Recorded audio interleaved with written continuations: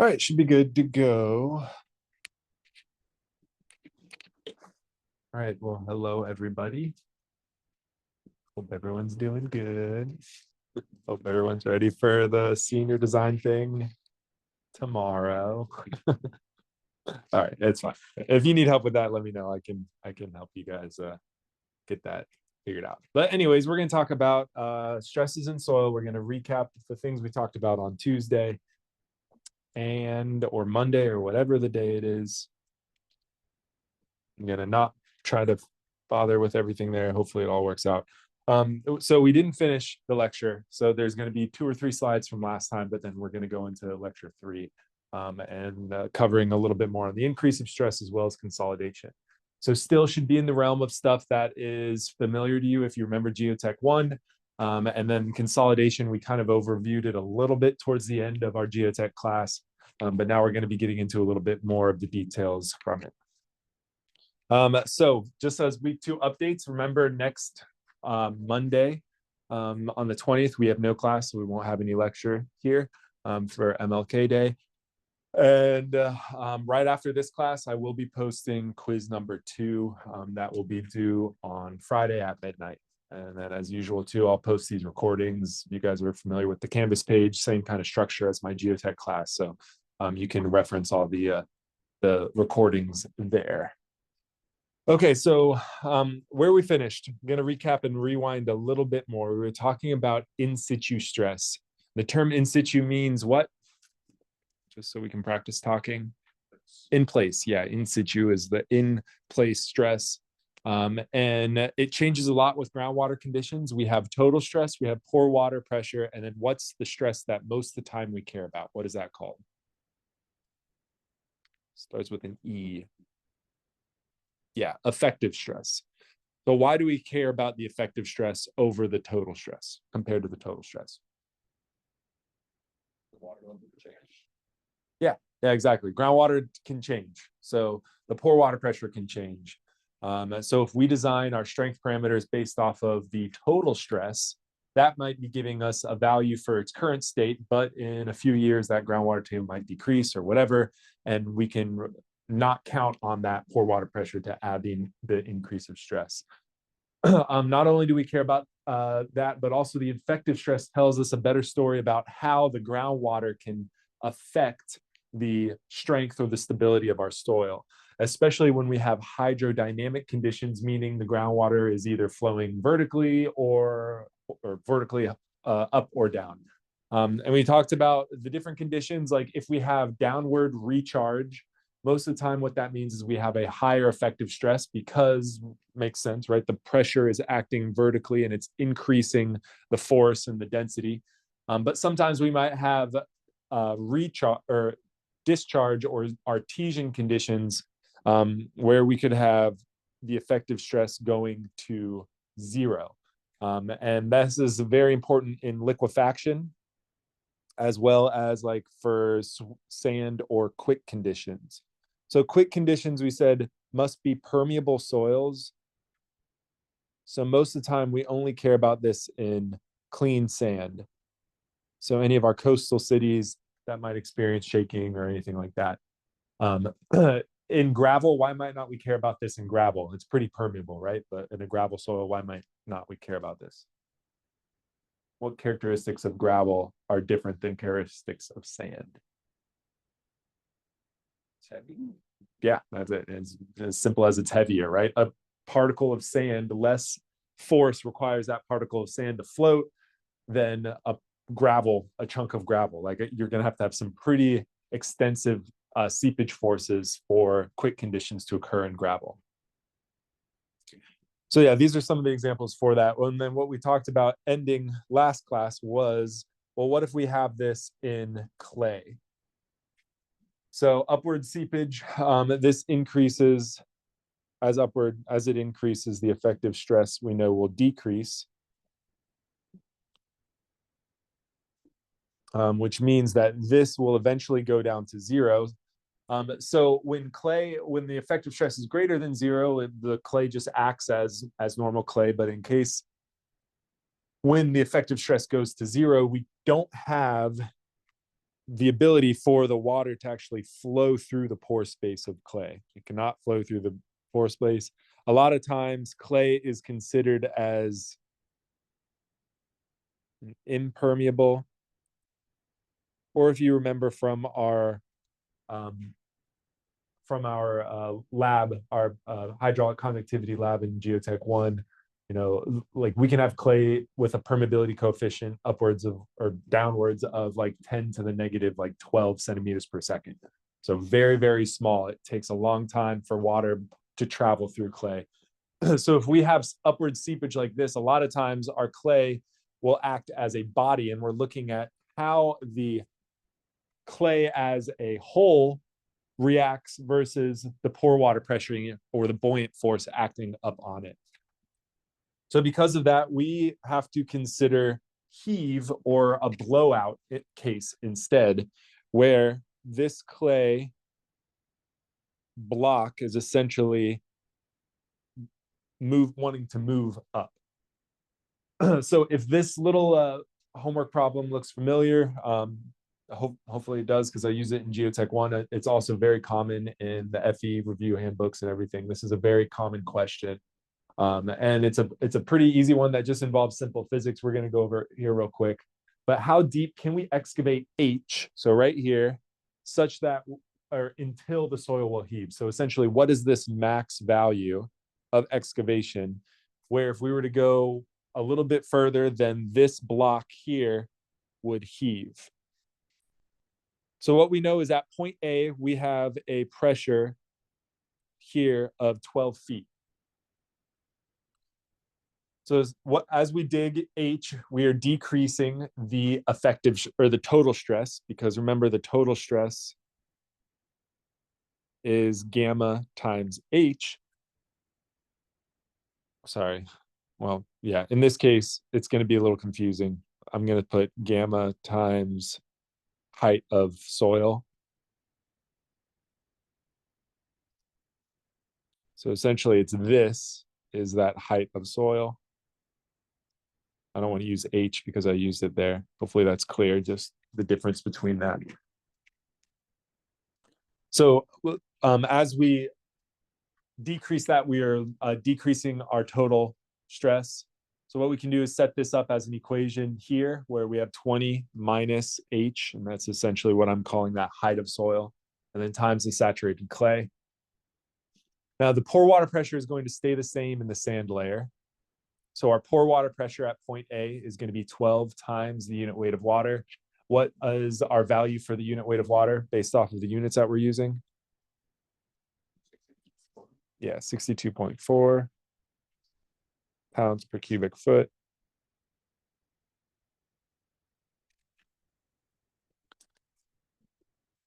And so what we're looking to see is like, what is this H where the pore water or where the effective stress is going to be equal to 0?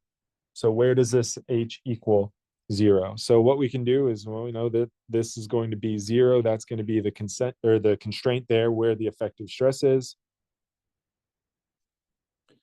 So we can set up this equation, 20 minus H times the saturated unit weight of clay, which was given to us as 120 pounds per cubic foot.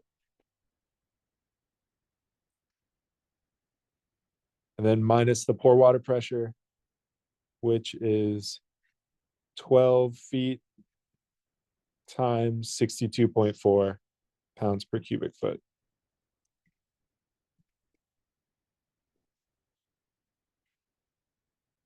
So why don't we need to care about this down here, the saturated unit weight in the sand?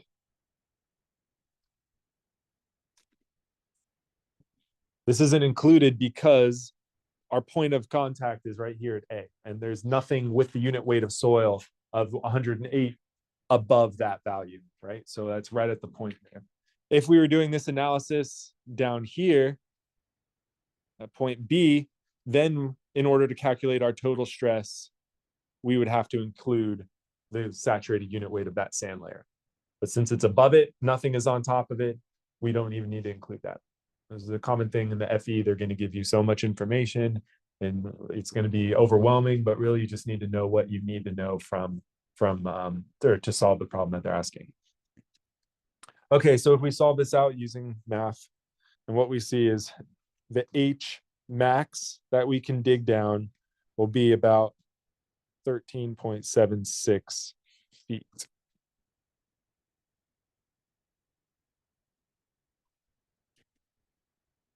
And a lot of times this is then kind of shown as this is for a factor of safety of 1, meaning that if we were to dig at 13.77 feet, we could potentially have blowout. If we were to dig at 13.75 feet, then we'd be safe. So most of the time, if this was an actual design problem, you would apply some factor of safety to this, just to account for any accidents. Maybe the contractor over digs or something, you know. You wouldn't give the contractor this value and just say, good luck, don't hit this. So there's a few ways to set this up. Obviously, you could set it up this way, or of course, you could set it up this way as well. Whenever the effective stress is equal to 0, then obviously that means the total stress is equal to the pore water pressure. You guys are all seniors or grad students, so you know how subtraction works, but I just want to remind everybody that.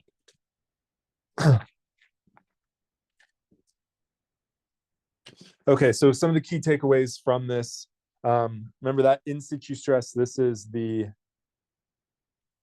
stress underground. I'm just going to use the word felt by the soil.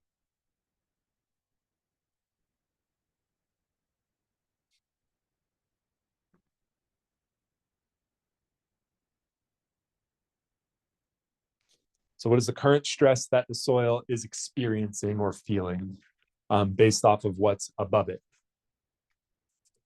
So in situ stress, that can be used for any of those: in situ total stress, in situ effective stress, in situ pore water pressure.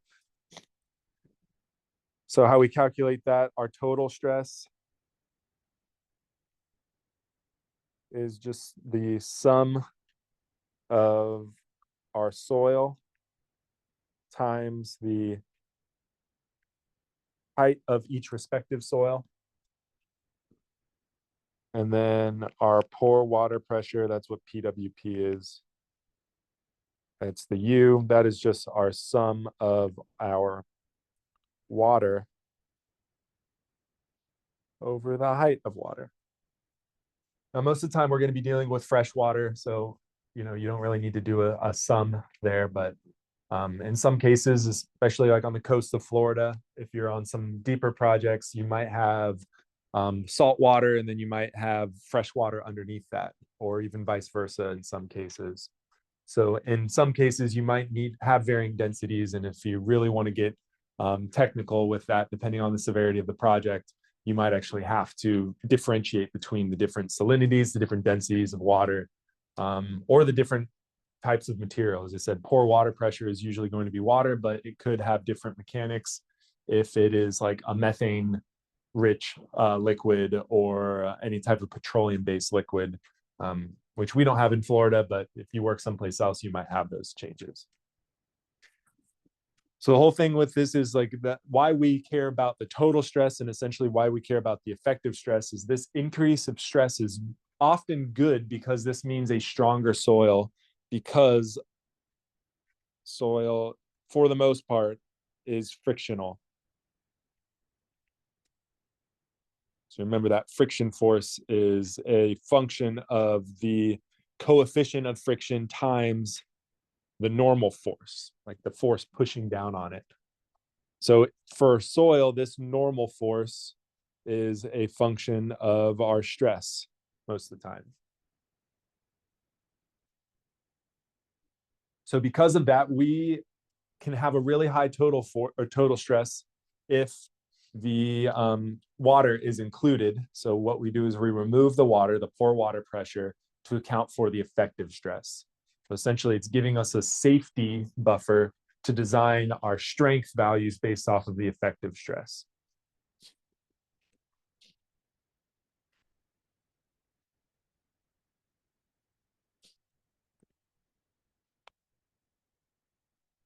This is because we don't trust the groundwater table or where the water is or whatever. That can change over time.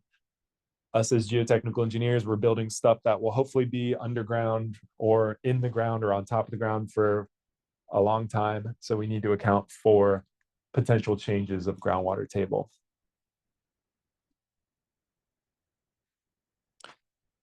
All right, some of the other key takeaways again here is how the water movement affects it. So let me just go back real quick and just draw these out.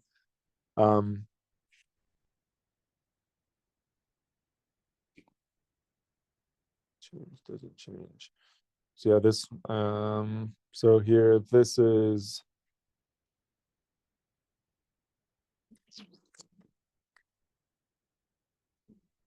let's draw these real quick. So the total stress at A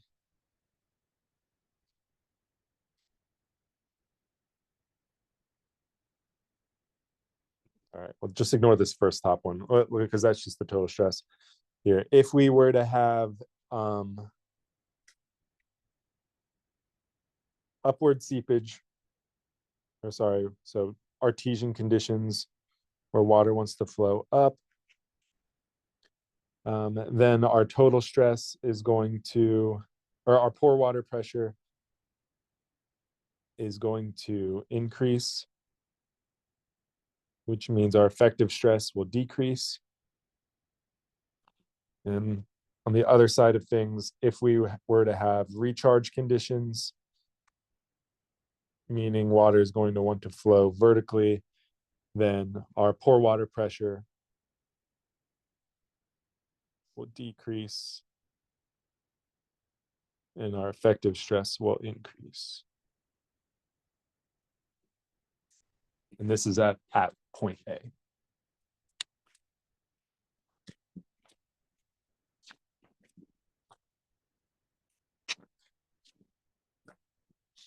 Okay, so the rest of the stuff, what we're going to be covering in this next lecture is the increase of stress. So we've covered all those, and then also the introduction to the consolidation of soils. So do you guys remember this kind of figure here? Does this look familiar to anybody? So not only do we have to define the in situ stress, so like what the current state is, but most of the time we're getting paid as engineers to put something on top of the ground or in the ground. So as we put stuff on top of the ground, it's going to change the in situ stress, and we're going to have an increase of stress.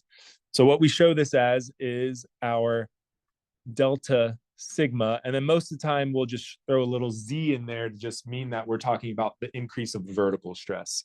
Sometimes we'll refer to this as delta sigma v as well for vertical. Now, the best way to verify in situ the increase of vertical stress is to actually install a sensor or some type of pressure plate or something in situ before you put something on the ground. And a lot of times we will do this for really high and like sensitive projects. Like we'll install either pore water pressures or some type of transducer underneath the foundation or within the foundation for some of these like high level high rises, just to ensure that what we're getting is correct. The other ways to estimate it, there's two ways that we'll talk about. There is an empirical technique, which is the 2-to-1 method. That's the thing that's asked on your FE. But there's also a lot of these funky looking equations that are based off of what's called the theory of elasticity.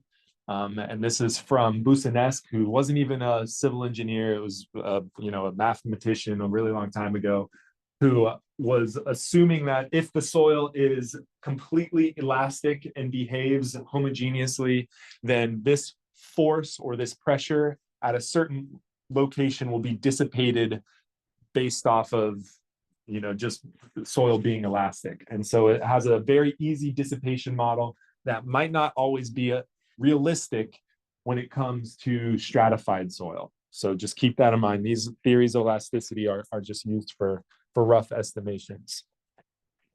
But there's a bunch of them out there, and if you remember, and I'll double post it here just so you can have it as reference too, but for Canvas we had this whole extra sheet that I gave you guys at the end. It was a PDF. It's called DOS Chapter 10.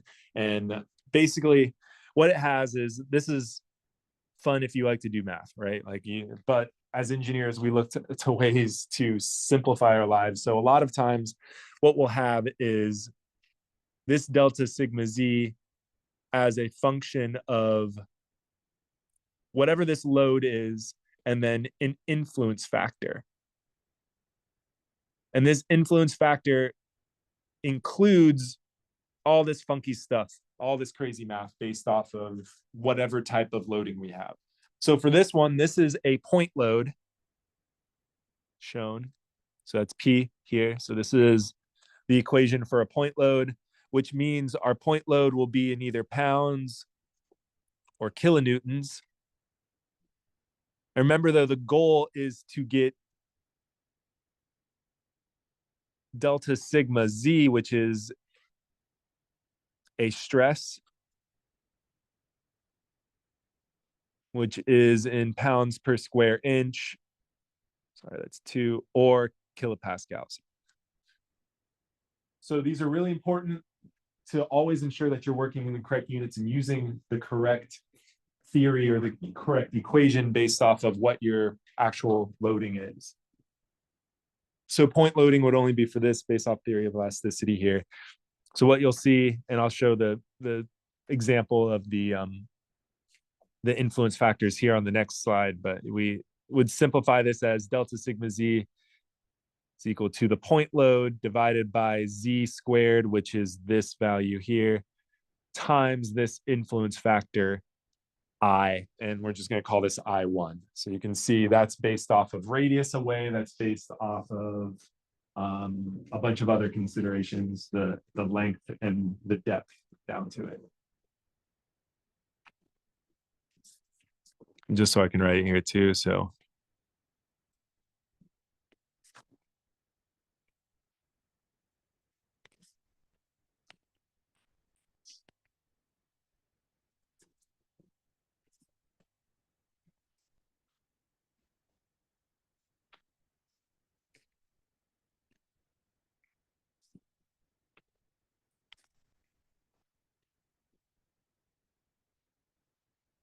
Yeah, it might not always be the best estimation, especially when we're dealing with stratified soils, but it will give us at least a ballpark range to estimate the increase of stress.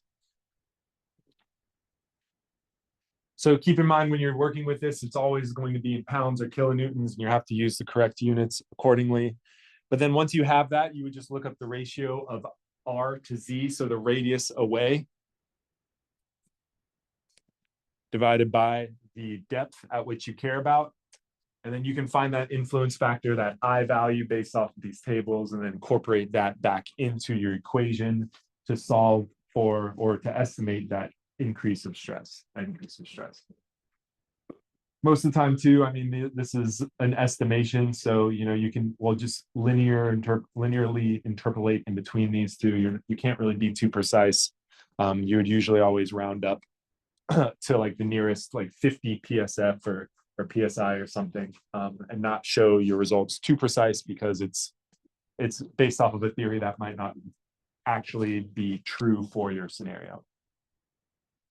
So this is one of the tables there. Another one that we use is a line load or a wall load. So again, this is still to find the same thing, that delta sigma z. This would be a line load, which is pound per foot. So this is coming in and out of the paper here now. So pound per linear foot, or pound or kip per meter. Some examples of this might be like for, a fence, some type of wall, something that has a much longer dimension than in one direction than the other. I don't know why the equation got messed up here, but I'll just add everything in here. So this beautiful thing looks like this, where our increase of vertical stress is going to be 2 times Q. That Q is going to be the force per unit length. So that's going to be the pound per foot, or whatever you're given. Again, if you like Excel and you like math, then go ahead and plug that in. Or what we can do is rearrange this formula to this.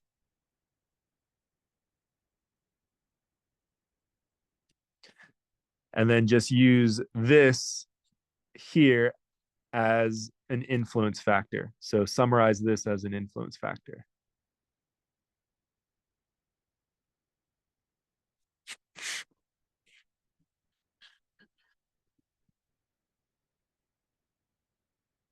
So this value will be on the table 10.2, which is on the next page right here. So you would take your X and your Z based off of this figure,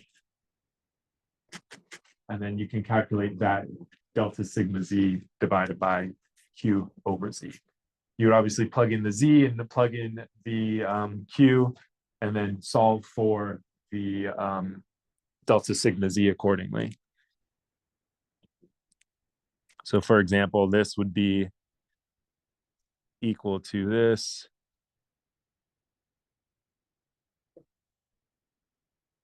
And then the Q and the Z are known, so then your delta sigma would be equal to this. That's how you'd solve for that. So same theory, this dude Boussinesq got real famous, and just like, and then the civil engineers applied it to everything. And these charts are helpful for a quick estimate here. Of course, though, we have different types of loading. So, you know, maybe we can't model it as a vertical point. Maybe we can't model it as a vertical line. A lot of times we have different loading scenarios, different unique geometries, or discrete foundations where we already know we're applying a load across a certain area. And this is either like at the surface or just below the surface. So there's a whole other thing. I'm only showing you guys a little bit, but there's all these other tables and charts and theories for Boussinesq's applying it to circular foundations, rectangular foundations, and something with a known like square inch or square foot area. And all of these are based off of the stress applied at the surface, which is P, which is the structural load, divided by the area of the footing. So sometimes this is showed as Q divided by P over A.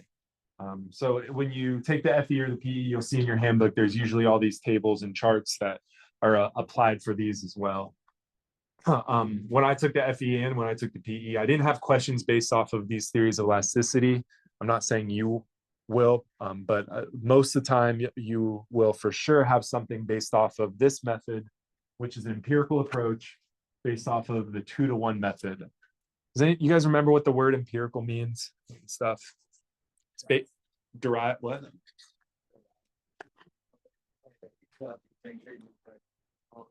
Yeah, it's derived based off of like real data. You know, a theory is based off of like, if this happens, if this happens, if this happens, then we can use this mathematical relationship. Empirical is like, hey, we actually have a lot of data now. We've been able to install these sensors and test different loading. And this is a good approach that kind of summarizes everything based off of the data we know. Now there's more like, the best technique still would be actually installing sensors, because then you can account for the stratigraphy, you can account for the varying densities. But this is still based off of real data and shown to be a good estimate to understand the increase of stress. It can be a little hard to grasp right at first, but once you grasp it, it's pretty simple, hopefully. It follows this equation. This is the equation that's given to you in the FE handbook as well. But all it's saying is that the force or the point load at the top, so the structural load, this P at the surface or from the footing,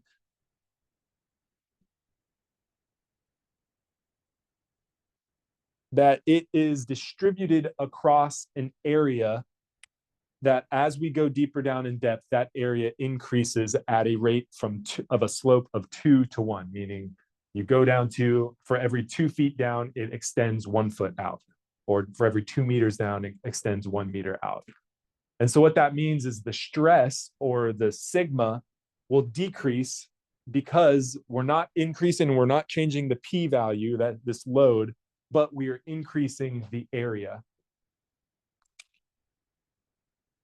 Stress is force over area. So as you'd imagine, as we go deeper, that stress should dissipate. So all we're doing is increasing the pseudo area that the force is being dissipated across.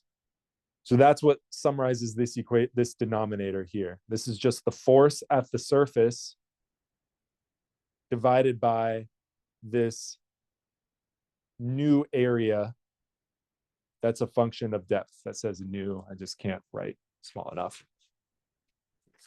So it can be confusing sometimes because they'll show this as a Q times B times L. But really all this is Q is the stress at the surface, B is the dimension, and L is the other dimension.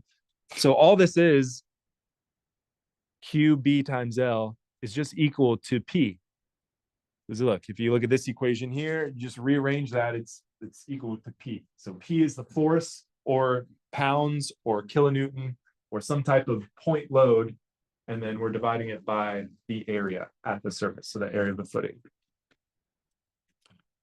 For the FE, I remember just having a regular question like this. I think I remember, and I show it here for the next one, but for the PE, they got a little fancy. They gave me a circular equation or a circular footing. And obviously you can't use this equation. This is meant for rectangular, but still the theory is the same thing, right? Like that area of the footing is increasing at a depth of 2 to 1 or increasing in size at a rate of 2 to 1. So let's go over an example problem of this. Again, this is from geotech, so let's just use this as a refresher real quick.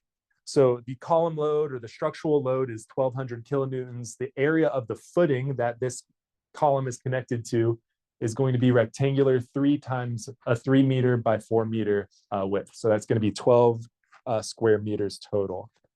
So I'm just going to draw it here in 2D form here. So this base, what this is essentially telling us is that at a depth of Z, whatever that Z is, the new area that our force is being distributed across is going to be 3 plus Z, because we add Z divided by 2 on each side. So we're asked, what is the increase of stress at 4 meters below the footing? So at a depth of Z equals 4 meters. So essentially, the way we can think about this is we have the same load of 1,200 kilonewtons, but now we're looking for this new area at a depth of Z equals 4 meters. So let's find this new area at Z equals 4 meters. So this is going to be our B plus Z times our L plus Z.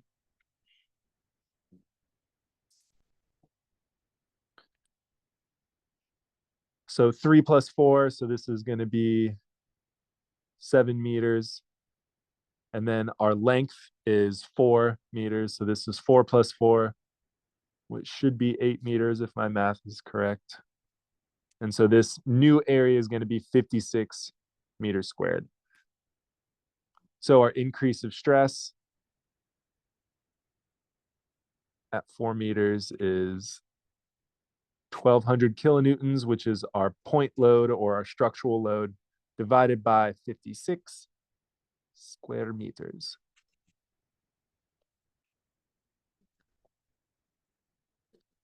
And that's in kilopascals because it's a kilonewton per square meter.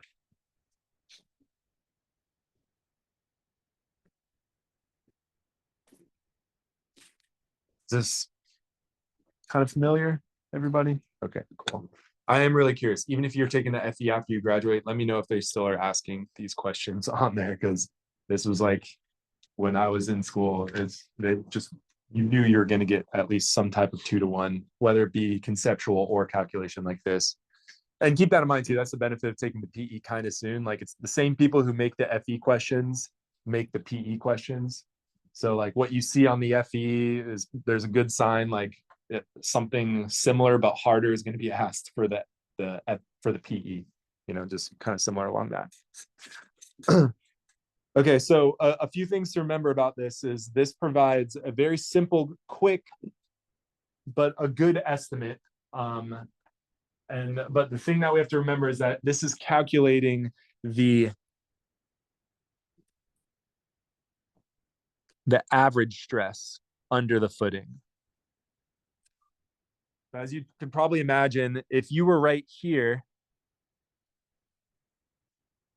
right directly under the footing here, this delta sigma z, realistically, you'd probably feel a little bit more of that stress than if you were over here, right on the end of it. A lot of time, but if we use the 2-to-1 method, what we're assuming is that no matter where you are under the footing, it's the same stress. So it's an average stress technically. If you needed to be a little bit more precise, let's say you have like one utility line directly under the center of it, that's really like critical, then the 2-to-1 method might not be the best technique for it. You might be underestimating the amount of stress added to it. So that might be a case where the actual Boussinesque, like a true point, might be a little bit more applicable. But the 2-to-1 method is really good when we're talking about consolidation or how a building affects an entire soil layer that's in situ underground.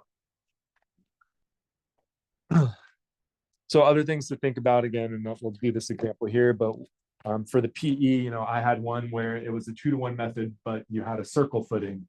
Or specific increase under certain areas. So like on the PE, again, a little bit more open-ended, they gave me like you didn't have to choose the type, but like there was a footing or there was something like out here, like outside of the width of the 2-to-1 method.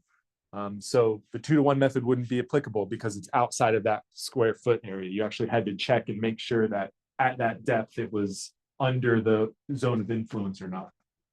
So just think about those.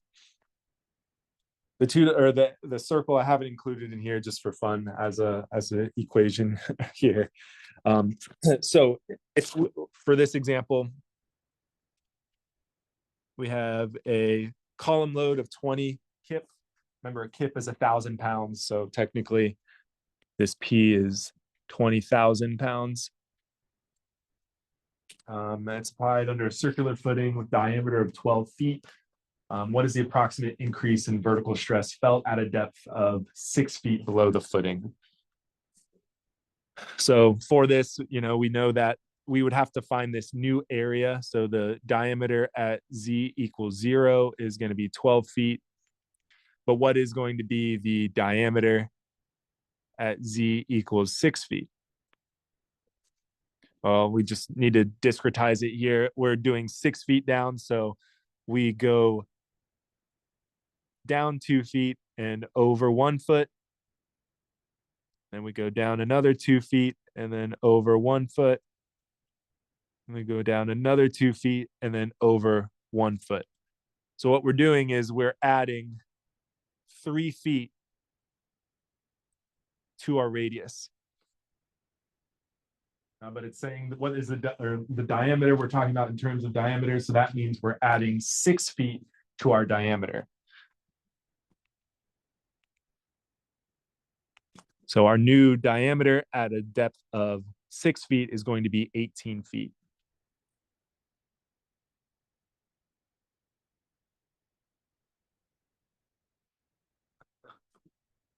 So then to calculate the area, I always just like doing the radius. So this is a radius of 9 feet.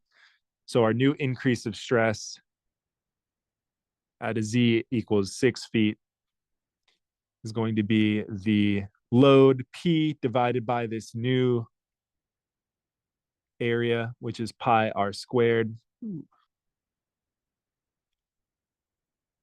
So if we actually do this out, it's pi divided by 254.5, or sorry, not pi, P. So you can solve for delta sigma Z.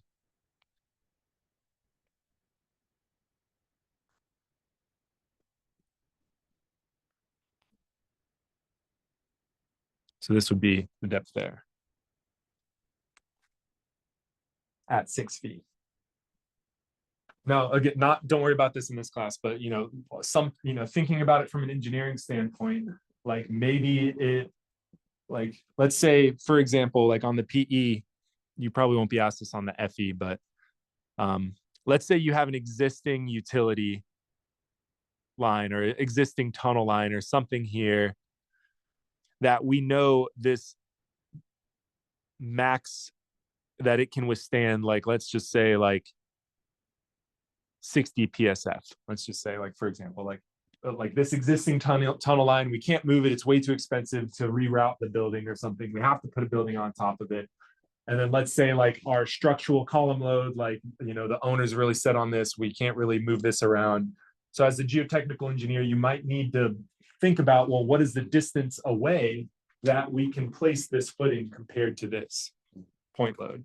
So that's something that they might ask on the FE or the PE that's a little bit more design oriented. That would require a little bit more math in this case, right? You'd be solving for Z, so you'd have to set your diameter as a function of Z instead, and then solve for that like mathematically that way. Also, I don't know if that was said too, but could you also increase like that foundation, the original foundation size? Yep. Yeah. A lot of times, like that would be your first thing for sure. Like in foundations, like what is the max foundation size? Because adding an extra foot of concrete on each side isn't going to be a problem. But sometimes that could be a problem if you have another footing next to it already. And so then you just do a raft footing, which has a different type of analysis, or for whatever reason, there could be utilities within the subsurface closer that are making it so you can't do a foundation. That's why like you have eccentric loading. That's why sometimes like footings might look like this because of property lines, because of existing utilities. Like a perfect world, it would be a perfect square, but a lot of times we're dealing in urban environments with some other constraints. Okay, so that's the 2-to-1 method. The other one I did want to talk about too that I remember was on the PE and the FE. Golly, I have no idea. In y'all's notes, is this equation an actual equation? Okay, so I'm not going to bother filling that in. I don't know what happened there. Anyway, so I'm sorry there. But another common one, especially here in Florida, that we have to deal with because we use a lot of embankments, is this increase of vertical stress due to embankment loading. And the way we calculate this Q naught here is based off of the density of soil. So this unit weight of soil times the height of this. It's important to remember, though, that this is for half an embankment. So this whole equation here of delta sigma Z is for this image shown here, this half of an embankment. Most of the time, we're going to be building a very similar symmetrical thing on the other side, right? So put our highway on or whatever. So then you would have to multiply this by 2 to get the actual increase of stress. So I just wanted to recap this one. The alpha values there are all based off of, well, you can do the math yourself if you want, but there's tables that will show you the alpha values based off of the B1 and the B2 values. It's important to note too, if you were to flip this or show this in any way, the B1 is always associated with the flat portion and the B2 is always associated with the slope portion. So even if it's like flipped, and it showed like a different, like a mirrored image of this, the B1 is the flat length, the B2 is the slope. It's important in the analysis of that. So one of the questions, again, this may have been on my exam or something for geotech, I don't remember, but sometimes they know the height limitations or they know where the roadway needs to be. And maybe they need to increase the stress down here for surcharging, or maybe there's a maximum surcharge. So what you might need to solve for is the unit weight of the soil. Like that could be one of the things. That's something that's controllable based off of like compaction, right? So that could be a question that they ask in the PE.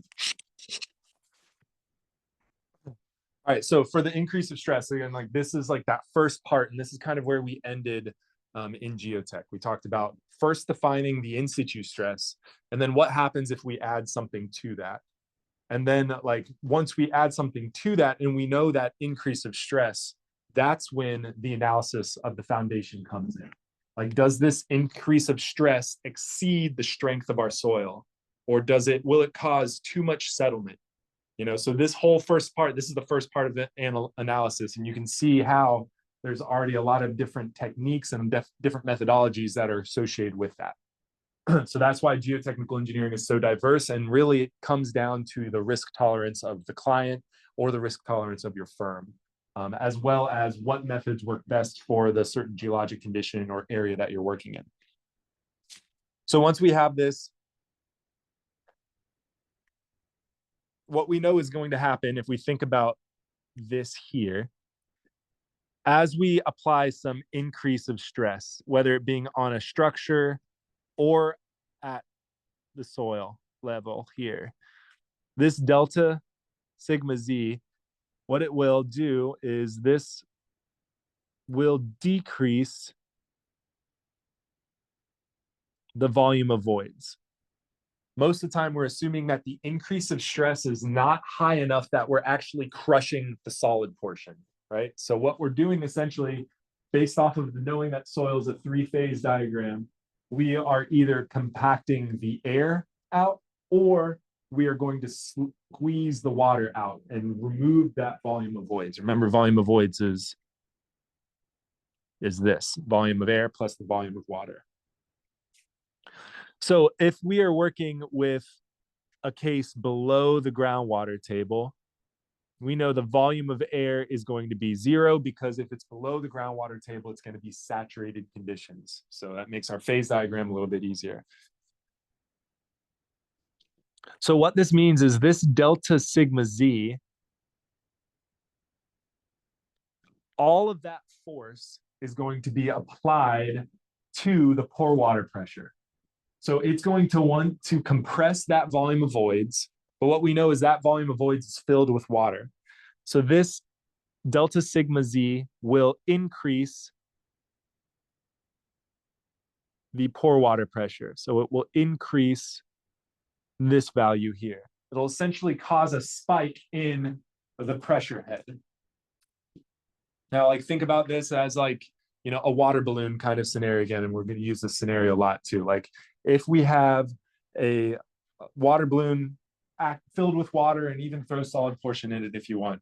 Like, if we have a water balloon and you somehow installed like some sensor, had a pressure gauge onto it, if you pushed on that water balloon, what you would see is that pressure inside the balloon would spike, right?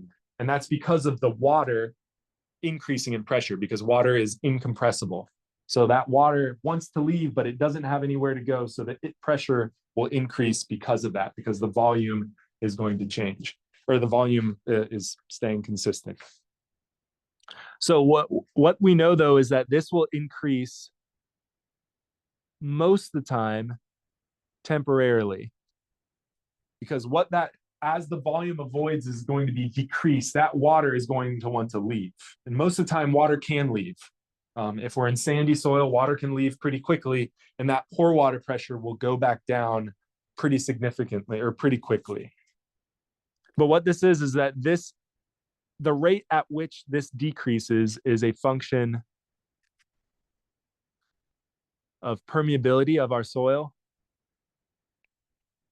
which means permeability, or a function of time. If you remember permeability coefficients, this is in units of like centimeters per second, or inches per minute, or inches per second. So in sand, again, like, think of a sponge. Like, as soon as you put pressure on a sponge, like, the water has the ability to leave the sponge and the pressure does not build up. But if we have a clay material, then water is not going to be able to escape. So for the sand, in terms of this increase of stress, so as delta sigma z, this will cause a decrease in volume of voids, which will cause an increase in pore water pressure. So this, in sands, the water can escape quickly, And we see this change of volume of voids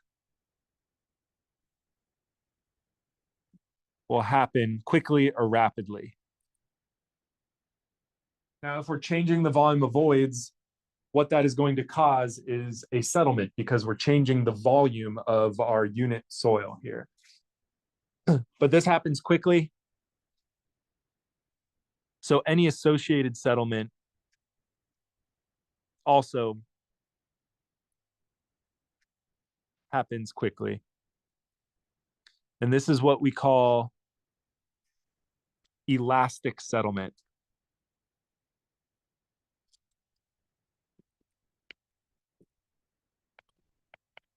So this is nice because whenever we construct something or we can account for it, it's a little bit easier to estimate. Whenever we construct something, that settlement is most likely going to occur before the building is in use, before we connect other things to it, before people come into it and everything. Now, so elastic settlement, if you're in sand and you're loading and it's insaturated, then you're usually okay, good. We just got to count for elastic settlement, we're good. In clay, that's where we have the problem. So we know clay has a very low permeability.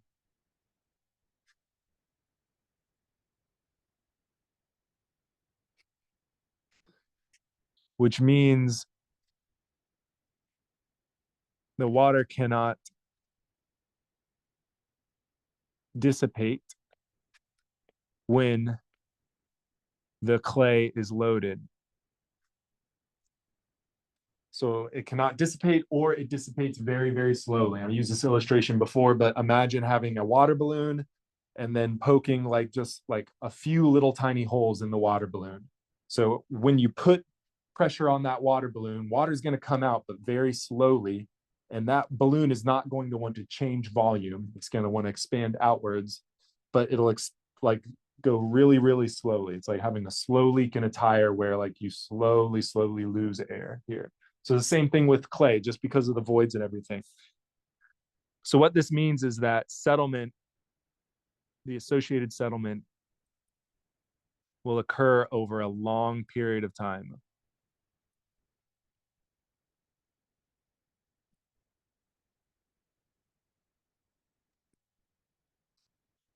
And this settlement is what we call consolidation settlement.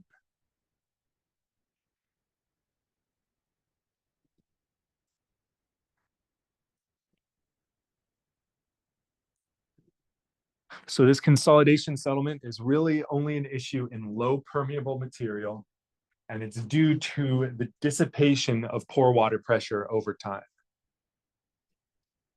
So if we were to draw some type of chart here, let's just say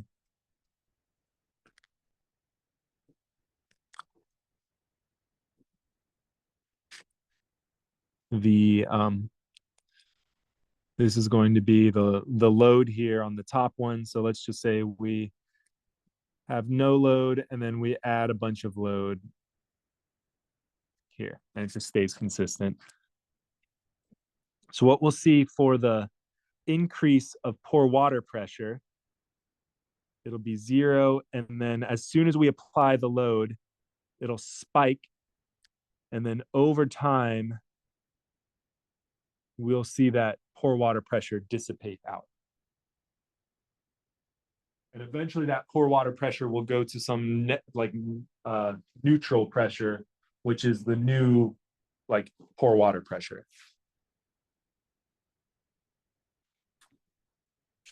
So this type of settlement, who remembers way, way back from mechanical material, there's a certain type of name for this type of loading or this type of mechanics or response. Like when we have a load and we apply a load, but we have deformation over a long period of time. You guys remember that name? What's that? Plastic. Not necessarily plastic, it's just permanent deformation. It's a non-engineering word. It's not like a fancy engineering. Creep. Yeah, exactly. So this is essentially a type of creep where you have load, you have a permanent or steady load, you're not changing the load, but you're seeing something occur over time. Like asphalt creeps from more of a structural standpoint, it's just because the fabric rearranges over time. This is creep due to the pore water pressure dissipating over time. So it's a different like base, but still same result. So saturated conditions, this occurs in saturated clays. So it has to be saturated and it has to be low permeability. So if we think about it this way, like let's say we have some type of surcharge of the ground surface over a large area, what we're going to look for is how this pore water pressure will, the change of this will eventually equal the increase of stress. Because as we load this, we have this increase of pore water pressure, but over time it's going to dissipate as the soil or as the water can leave through it. And so the hard thing is like, how do we define this function? Is it going to settle, or are we going to reach most of its pore water pressure dissipation? Is it going to be in the next hour or the next, like couple days? Or will it be over 50 years or 100 years? And you need to plan for that when we're talking about settlement, because this building could keep settling over the next 50 years and then slowly make it so the stormwater draining is horrible, the utility connection doesn't work, or so on and so forth. So consolidation is always performed on undisturbed samples. So this is where we use something called like a Shelby tube. You guys remember back from Geotech 1, Shelby tube, some type of way of collecting undisturbed or high quality samples where they haven't been destroyed or anything. So we would bring the clay up to the surface, trim it off to a certain size, and then essentially what we do is perform a laboratory test called the one-dimensional odometer, or consolidation test for short. And what we do is recreate the stress environment in the lab using similar stresses, but since we're using a smaller cross-sectional area, it's a lot easier to recreate these high stresses, because like in the field, these stresses are going to be applied over a giant cross-sectional area. But here, if we decrease that cross-sectional area, we can achieve the same stress as, like a 10-story building just by rearranging the lab equipment. So I'm going to talk a little bit and draw some pictures of stuff. These are the typical consolidation tests. If you guys remember from going to the CSI Geo, or if you've ever been to Geotech Lab, you've probably seen these out here. It's a long period test, so it takes a long time to do them. The soil sample is in here. Usually it's only about a 2 centimeter sized, or sorry, a 2-inch. It's like a 1/2 inch hockey puck here. So you trim it down, and then the height of the sample is like usually a 1/2 inch or so. Forgot the exact. I'll post the ASTM on it here. But what you see, part of this consolidation test setup is we have a dial gauge. So this is going to measure the deformation, the vertical deformation. And then here, this is where we will add weights over time, and this weight will then pull and push down in one direction, so vertically on our sample of clay. So what we do is we have this clay, so let's just use this little thing here. So this is our little clay hockey puck. We have this clay. It's going to be submerged in water just to keep it consolidated, or just to keep it saturated. And we put it in this little brass container.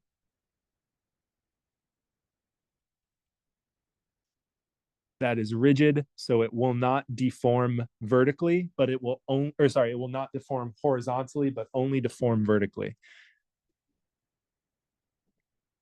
So we place this clay hockey puck in here. We apply a load P at the top, and we have these little porous discs at the top and the bottom to allow water to drain out.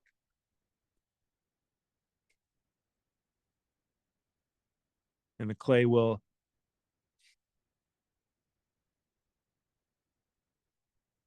only experience vertical deformation.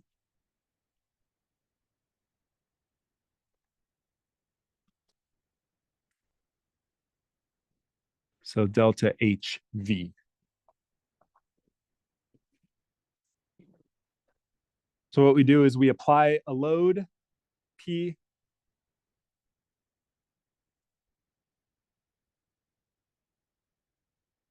and then measure the change or the height of the vertical, or the change of that, and then apply another load, and then measure the new vertical, and then we add to that load, and so on and so forth. And what we know is, since we're not changing the volume of solids in our clay, like no volume of particle is losing, all we're changing is the volume of voids. What we use to measure this change of volume is we use the void ratio. Now, what's the void ratio?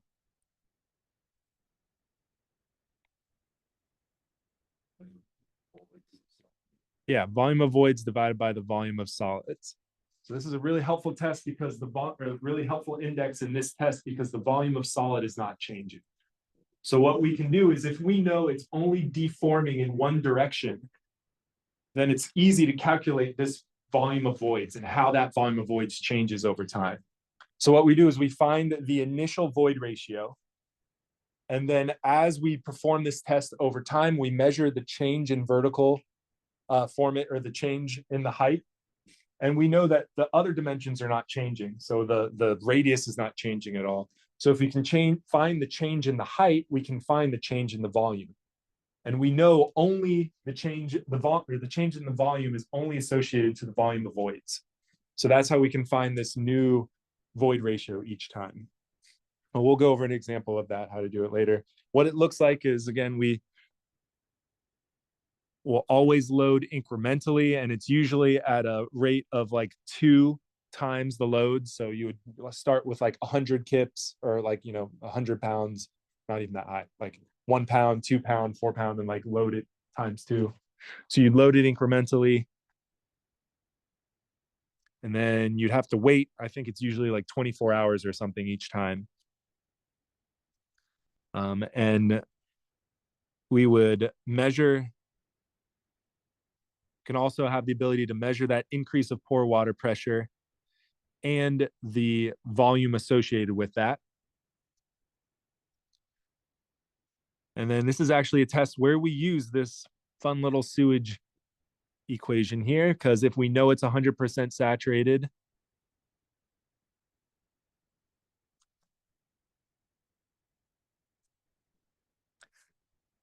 then we know that the void ratio is just going to be W times the GS. We can find GS in the lab. So then what we know is that the void ratio is just a function of the moisture content, which is the mass of the water divided by the mass of the solid.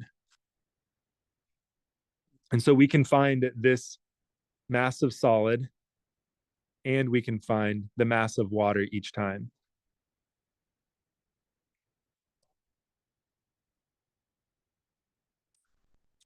So what we get is an array of data where we have the load and then the associated void ratio after each load.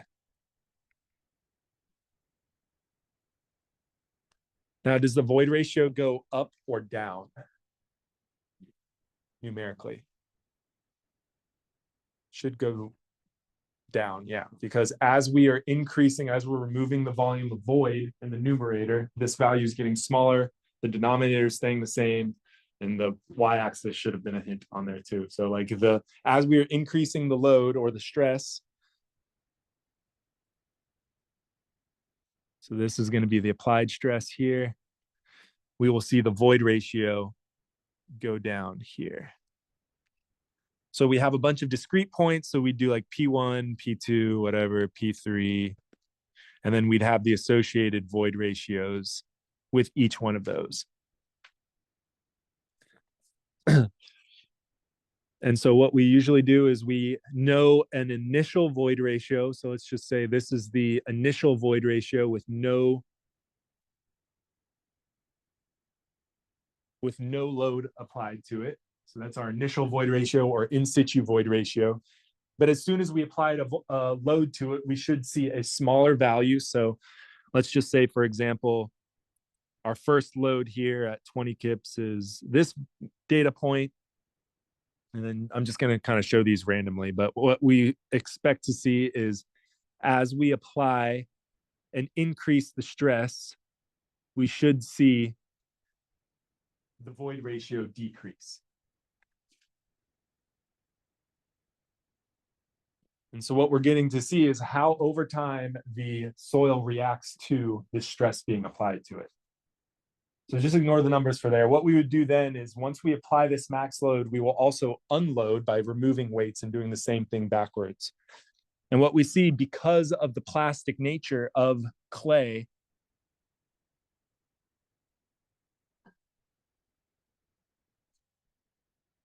the rebound will look differently. And this is similar to like a stress strain diagram, where when you load something past its point of elasticity, or the Young's, or the whatever it's called, freaking, what is it? Not modulus elasticity, yielding point. When you yield it past the yielding point and recover it, you're going to have permanent deformation. So clay will automatically have that. You'll have a rebounding area. So you have these discrete data points. What we then do is connect here, and we have a region of loading. I'm afraid to change the color. I'm going to mess it up. But then we have this point of unloading as well.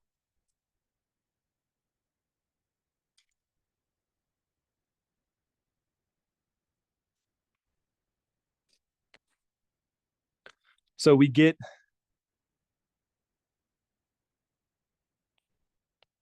from this, we get three important parameters for our soil.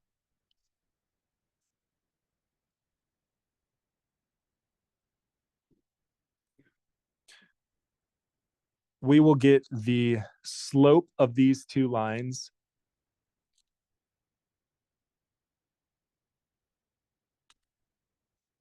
I'm just going to say regions. Oops. Where one of them is called a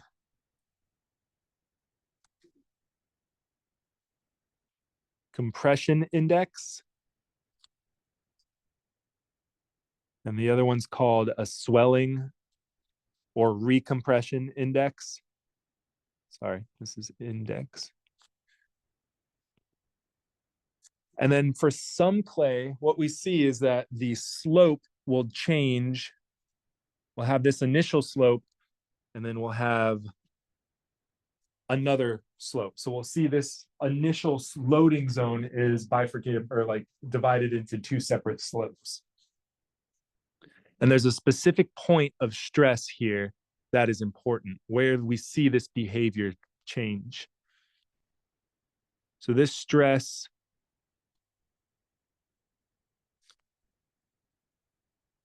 where the behavior changes, does anyone remember what this is called from Geo 1? Or from just geotech? It's called the pre-consolidation pressure.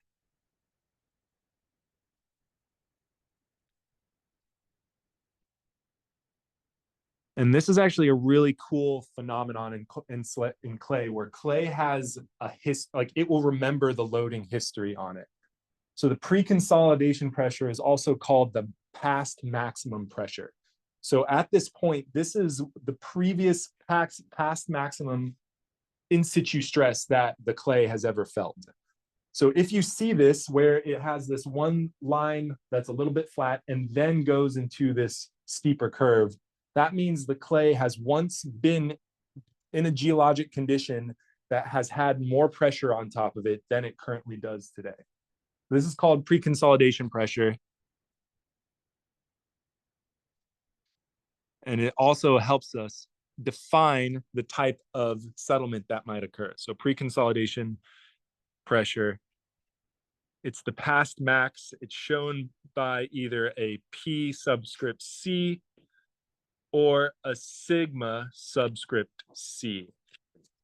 And it can be a pain in the butt because there's in situ is sigma subscript 0. So pay attention to that, because a lot of times if you're quickly writing, or if I'm quickly writing, this C might look like a 0. So make sure this is C for consolidation, pre-consolidation pressure. So if you remember from Geotech 1 or just Geotech in general, these 3 parameters are important to define the anticipated settlement due to a consolidation at our site. And this pre-consolidation pressure is also helpful because this gives us a little peek into the history of our site. So we can see if there's previously been a lot of pressure on this clay than what we're currently experiencing. So this pre-consolidation pressure, this is the maximum past effective overburden stress.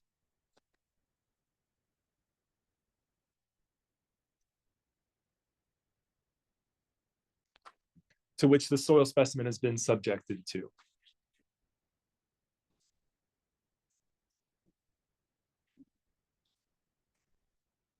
So the slope of the straight line past the pre-consolidation pressure, and we'll talk about ways to solve this. Remember, it's somewhere that defines this little change here, but the slope of it past that is what we call our compression index, our CC.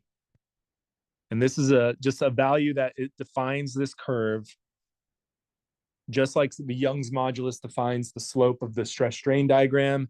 The compression index is used to define the slope of this. Now, it is important because our x-axis is in log. So when we're calculating this, we have to be sure to use the correct log value here. So this should be log. You guys see how it's in log there. So it's just rise over run, so the slope over run. The compression index, though, is shown reverse like this. It's technically a negative slope, but we always show it as a positive number. So that's why it has that. All right, one more slide just so we can cover this really quickly. Now, the cool thing that's associated with this is we use something called an over-consolidation ratio that defines this. And never mind the ladies out here, so we're going to call it quits here. I've posted the quiz. Just make sure. Let me actually give me a second just to make sure there's no questions on here that are associated with that. So if it is published, please don't take it. Like wait an hour so I can adjust it if necessary. But yeah, these slides will be posted, and I won't see you Monday, but I'll see you guys on Wednesday.